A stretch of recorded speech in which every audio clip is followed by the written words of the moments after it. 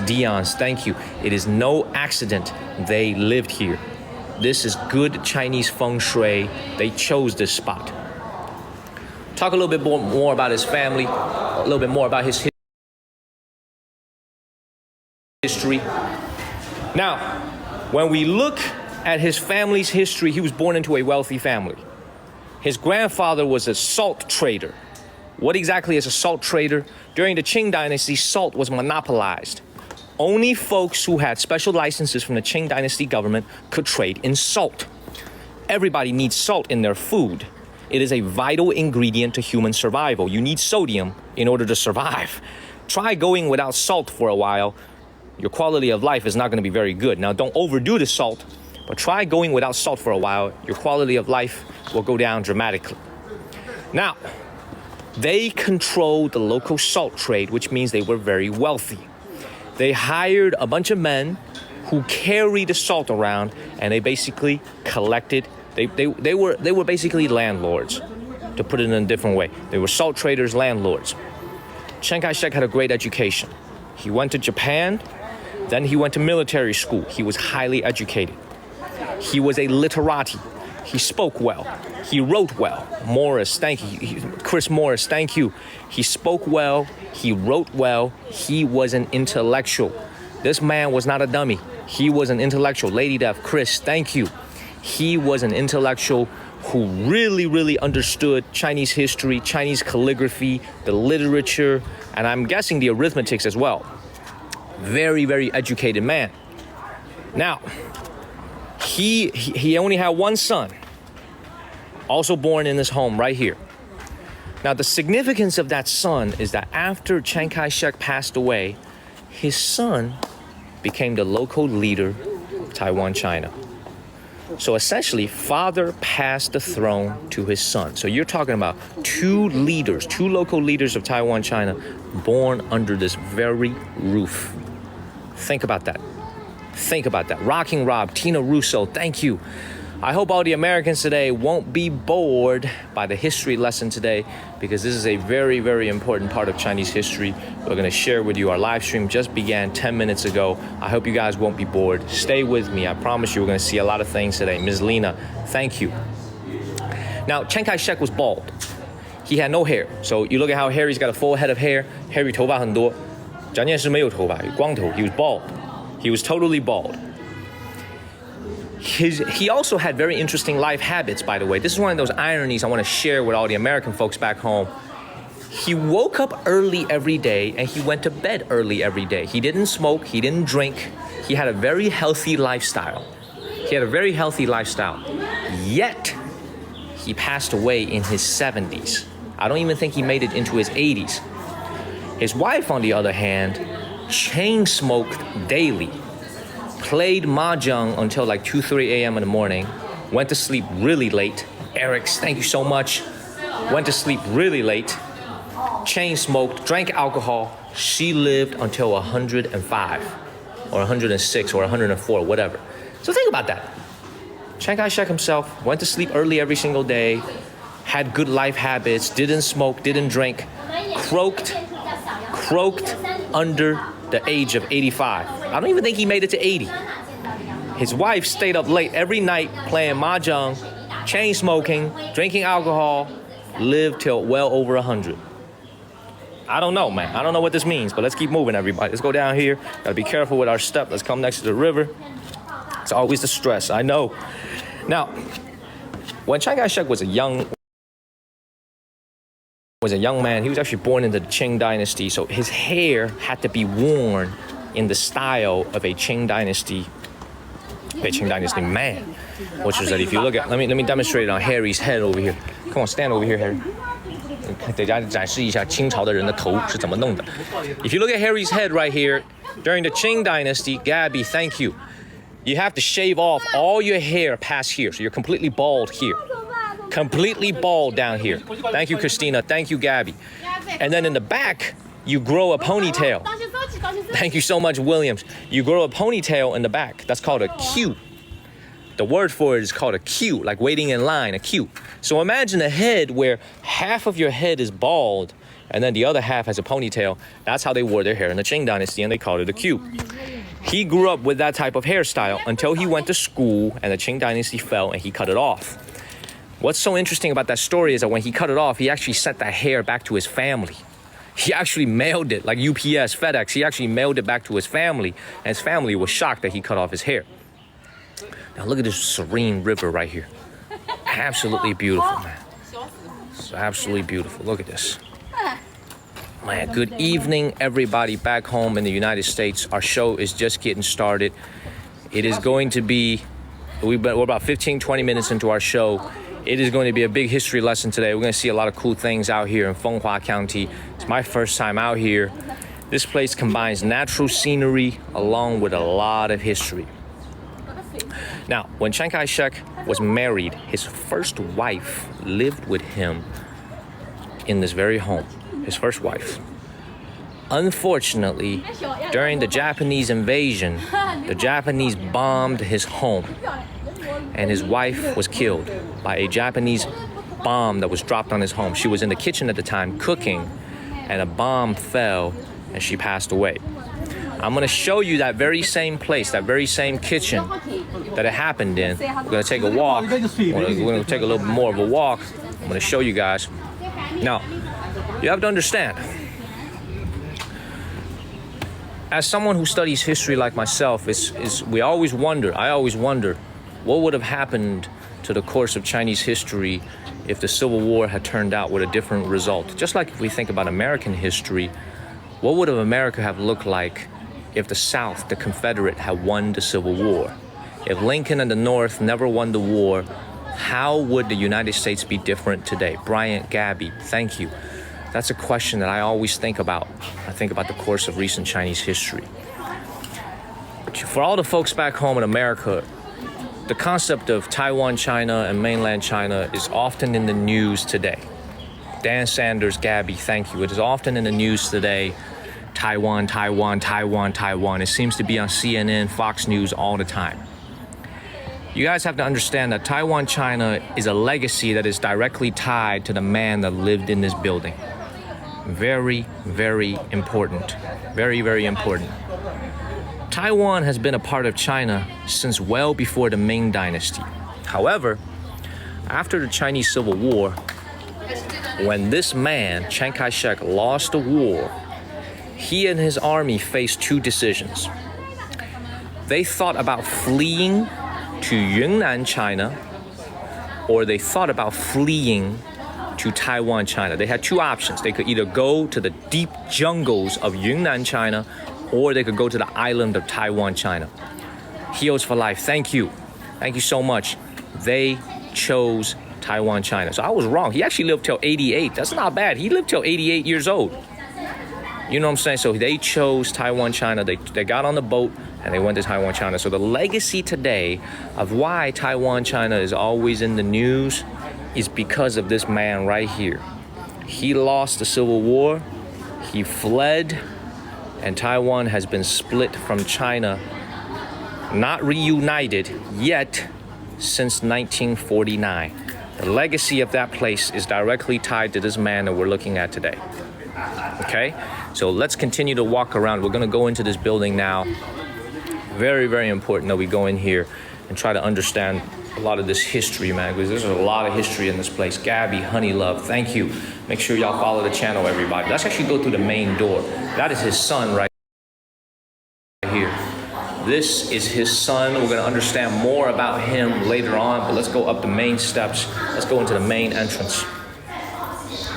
By the way, man, how many of y'all Americans can actually sit through today's live stream, y'all? We got a lot going on, man, a lot of dense history. I wonder how many of y'all could actually make it from beginning to end, y'all. K. Gordon, thank you. I wonder how many of y'all could actually make it through the end. I'm serious, man. This is dense history. But I figured, you know, we've been seeing so many villages. We've been seeing so much food. It's time for me to give you guys some culture. Phil Meal, thank you. Thank you, guys. I figured it's time for me to give you guys some cultural history, some cultural lessons, other than just seeing us eat, you know, cow testicles, you know, cow pee-pee, you know what I'm saying, like we did last night or your morning time. It's time for us to do a serious toned show and give you guys some history, okay? Let's continue to move along. Let's go in here. Now, 1937, man, thank you, Senhen. Thank you so much. Thank you. Now, first of all, if you look at this building right here, it's called a Xiaoyangfang. So what exactly is a Xiaoyangfang? A Xiaoyangfang means a little Western house. So what that means is that even though, Gabby, thank you so much, Gabby, even though these folks were Chinese, they actually built their home, as you can see here, with a lot of European architectural elements. Pugs is here. Thank you, Pugs. Man, thank you, Pugs. Thank you, Pugs. Thank you, Pugs. Thank you. Pugs. Say that. Pugs. P-U-G-S. Pugs. Pugs. Pugs. There we go. Gabby, thank you. Happy Saturday, everybody. You see, they actually built their home with a lot of European elements. That's because his wife, his second wife, after his first wife was killed, was very, very wealthy, very cosmopolitan, very well-educated woman, and they had what I would call influences by the West. So they wanted to live in a home with running water. Jennifer, thank you. I'm going to show you guys something to show you that they had amenities that no Chinese folks had during that time. Look at this home right here. Look at this right here, y'all. Look at this. Wood flooring. Already, by that time, they had wood flooring. When most folks, Jennifer, thank you so much, Jennifer. Thank you, Jennifer. Thank you, Lolita. Look at the wood flooring. Now, what's interesting about a traditional Chinese bed, I've always wondered about this because I'm 6 foot tall. That bed doesn't even look like it could fit me. But you see, this is a traditional Chinese bed. Now, I want you to imagine, it looks very, very simple right now, right? But I want you to imagine it with drapes hanging off of it. Because, hey, Zeus, thank you for sharing this live stream. Please share this live stream, everybody. You see this right here? They had drapes and they had thick blankets. So now all you see is a bare bed. But this is actually where husband and wife lived. I'm gonna make a little joke over here, man, but there's no way I could sleep on that bed, dog, because I bring the ruckus. I be dropping the atom bomb, y'all. There's no way that little bed with them little skinny ass legs could hold the damage that I bring. You know what I'm saying? Ain't no way that bed could hold the damage that I bring, y'all. That bed would collapse because I bring the ruckus. You know what I'm saying? I bring the ruckus. Gabby, thank you. I'm telling y'all, look at how thin those legs are. I bring the ruckus, man. There's no way. There is no way that place could hold me. Anyway, let me come over here and show you. And look at this. This right here. Study room. Again, even very fancy, even by today's standards. Very fancy by today's standards. They have wood flooring. They have very nice furniture. This is incredible. This is very, very incredible. I bring the ruckus, y'all. They had a telephone.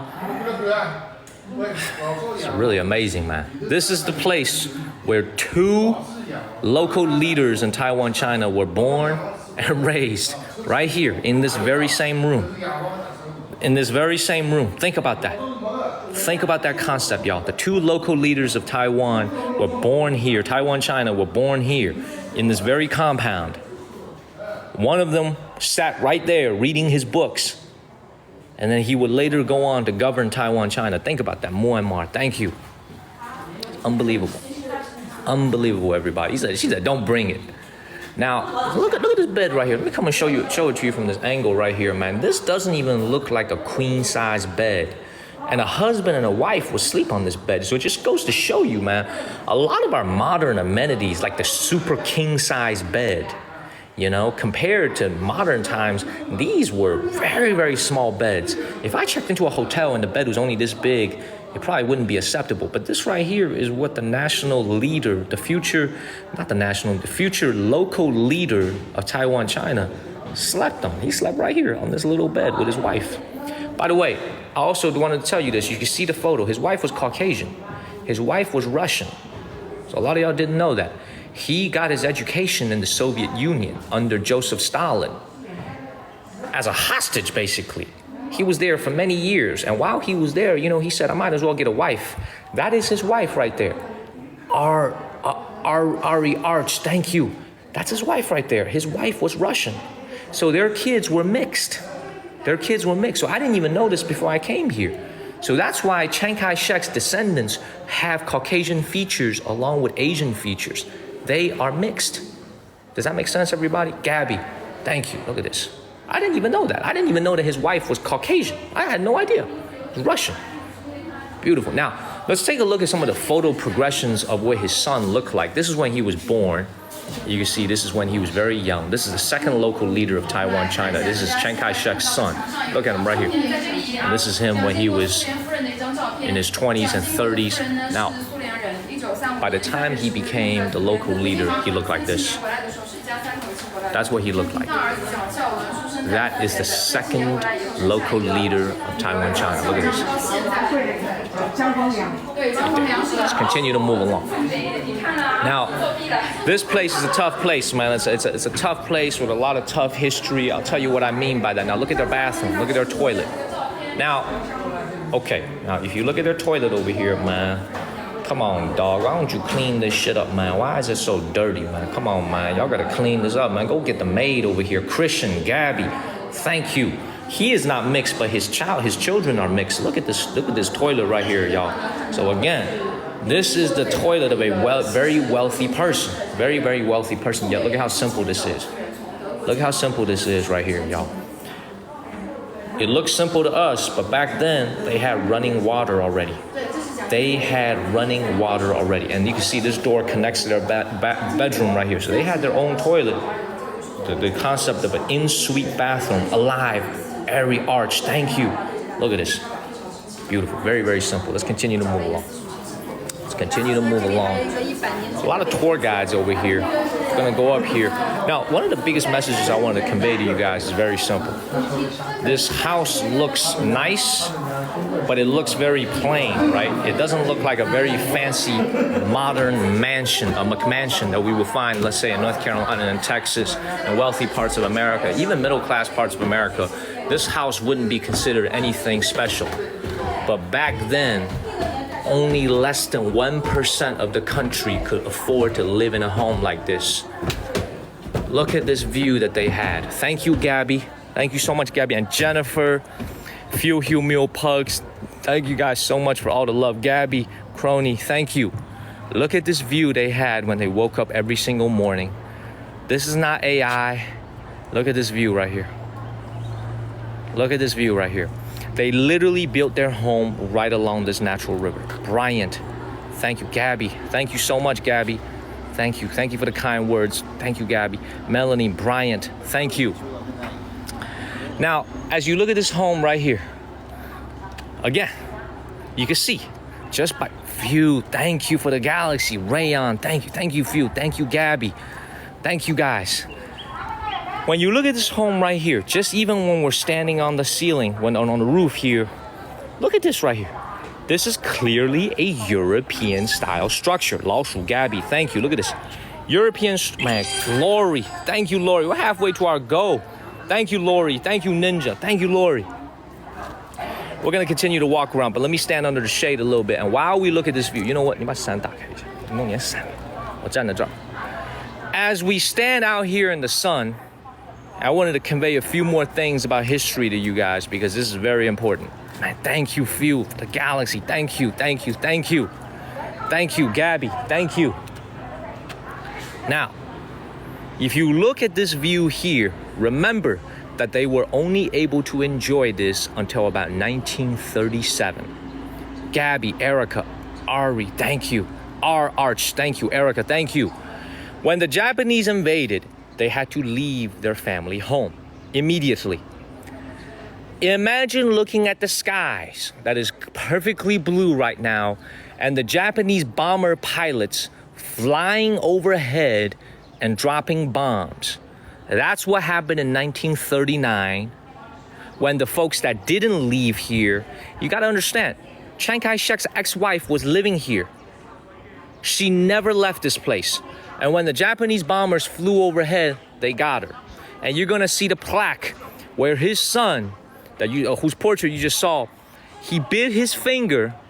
Blood came out when he bit his finger, and he wrote 4 letters. Use blood to. Who was cooking in the kitchen. She was in the kitchen when the Japanese bomber planes flew overhead. They dropped a bomb, and unfortunately, it killed her right there outside the kitchen. She ran out of the kitchen, but unfortunately, she was killed in the air raid. when her only son found out that her mother had passed away, he bit his finger until it bled, and he wrote these 4 words down, and today it's been converted into a plaque. It means, I will use blood to avenge my mother's death. Basically, it means I will use blood to avenge the death of my own blood, which is my mother. That is a plaque right here. Now, I want everybody to understand the irony of life. For all y'all who are watching big old Archie Arch, thank you. I want you guys to understand one thing about life, because life is one of those interesting things. Let me explain what I mean by that. Chiang Kai-shek's ex-wife was killed by the Japanese bombers. Now, here's something I don't understand. I seriously don't understand this as I'm trying to wrap my mind around it.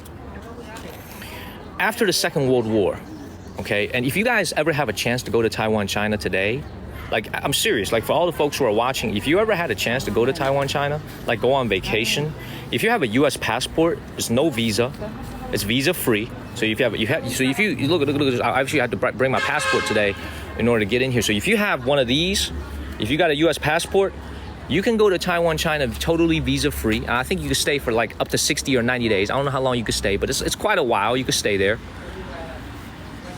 If you go and you look at the amount of Japanese influence on Taiwan, China today, their toilets, their buildings. If you walk into a Taiwanese bookstore and you look at the magazines that are on the shelves, the books that are on the shelves, a lot of it is in the Japanese language.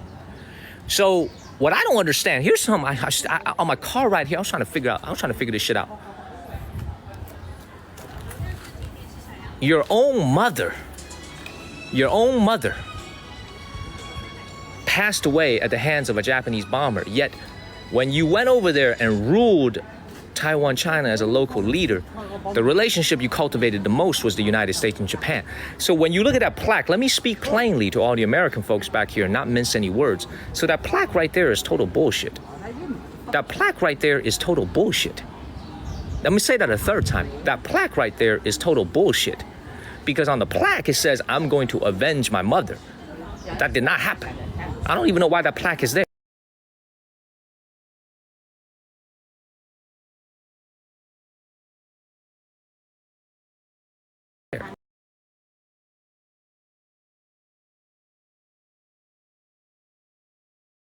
I love UNC, and then I go to Duke University.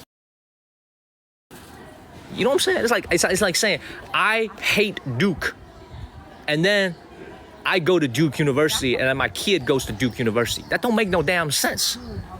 You know what I'm saying? Why would I have a sign in my house that says I hate Duke, and then I go to Duke, and then my kid goes to Duke, and then my grandkid goes to Duke? That don't make no damn sense to me.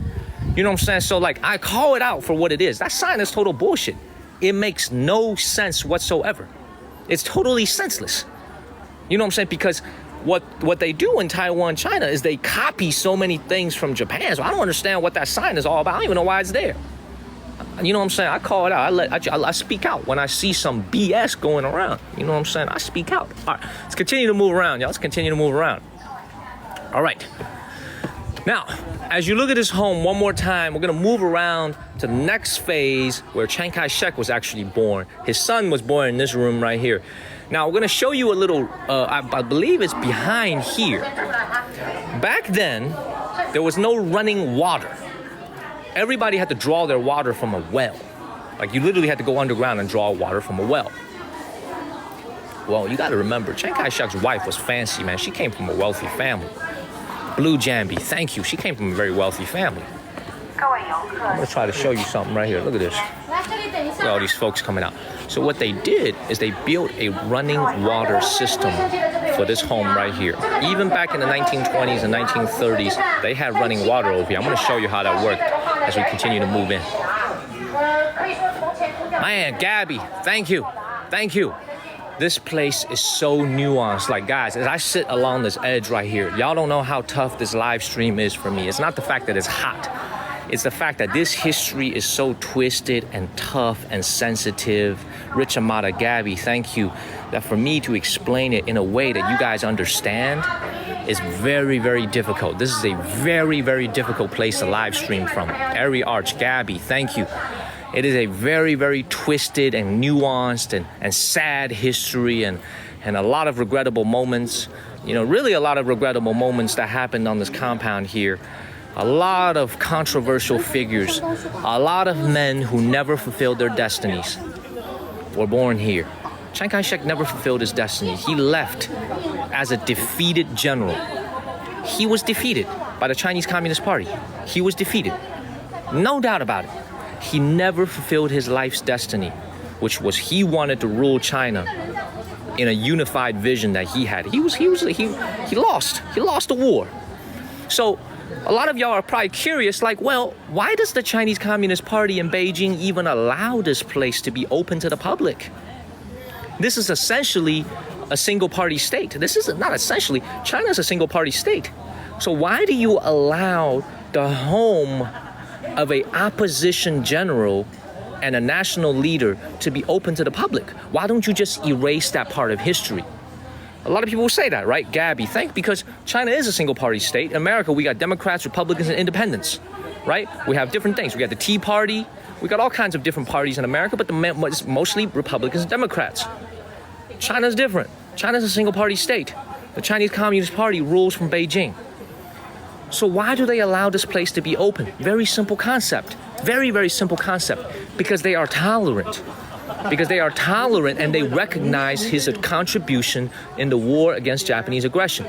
He is, even though he split off and he lost the Chinese Civil War, he still was the main figure fighting against the Japanese along with Chairman Mao. Does that make sense? So you can't just erase someone like that from history and pretend like he doesn't exist. But this place is so nuanced. What do I mean by that? All the Americans back home, listen to this very carefully. It's these little things in life that I see in China that make me realize the great wisdom of the Chinese people here, especially the party.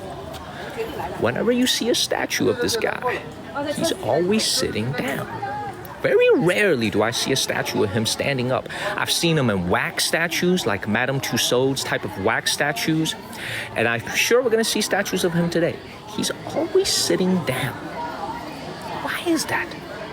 Why is that? What do we say back home in America? Sit your ass down. That's right, sit down. What do we say in America? What's that slang we say in America? Sit down. Like in a way that means you took the L. Sit your ass down. It's that same nuance that's conveyed here. Does that make sense? You give him the respect that he deserves, but don't let him stand up.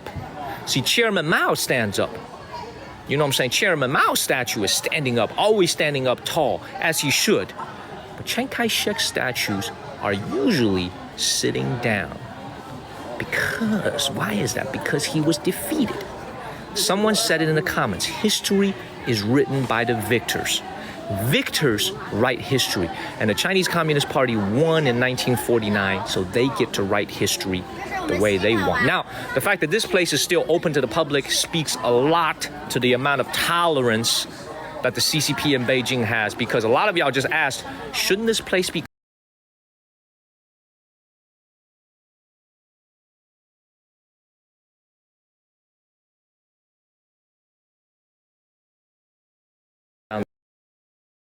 this hometown area that he was born in? He was a very important figure in the war against Japanese aggression. The other important figures are, of course, Chairman Mao and the Chinese Communist Party. We're going to go in there. We're going to continue to explore this place. You guys have to understand, this place is deeply complicated. It's hard for me to do this show. This is a difficult show for me to do because the history is so nuanced. I've never been here before, but I'm going to imagine when we start to see statues of Chiang Kai-shek, he will be sitting down. He will be sitting down in any statues. Let me see if I'm right. Let's see if I'm right. Let's continue to move along, everybody. We are exiting the very first spot. Gabby, thank you. Now, for all the American folks that are watching, man, is this shit flying over your head, or are y'all actually understanding some of what I'm saying? Is y'all understanding some of what I'm saying, or is this just totally flying over your head, everybody? Does that make sense? Is any of this making sense? Some of it,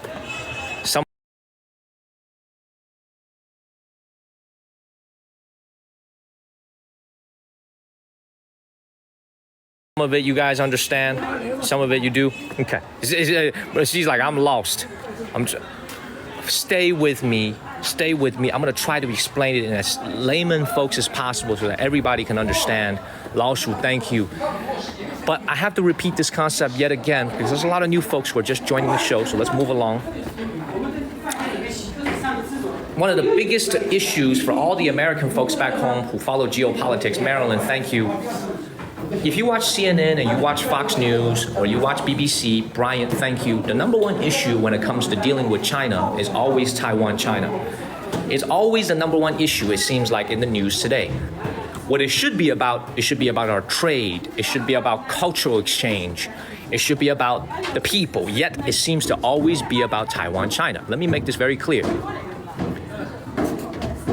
The United States, my country, the United States, recognizes that there is only one China. This policy was firmly established under the regime of Jimmy Carter. This is the very basis for which the two countries even have a relationship. Like the fact that China and the United States have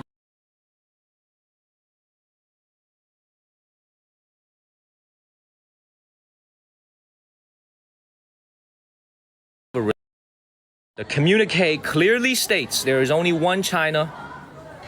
There's only one China, okay? Now, so what's the relationship between China and between the United States and Taiwan, China? Well, we don't treat it as a country. We treat it as an entity, which means we can't have an embassy in Taiwan, China. You know what I'm saying? There's no embassy in Taiwan, China whatsoever. But what we do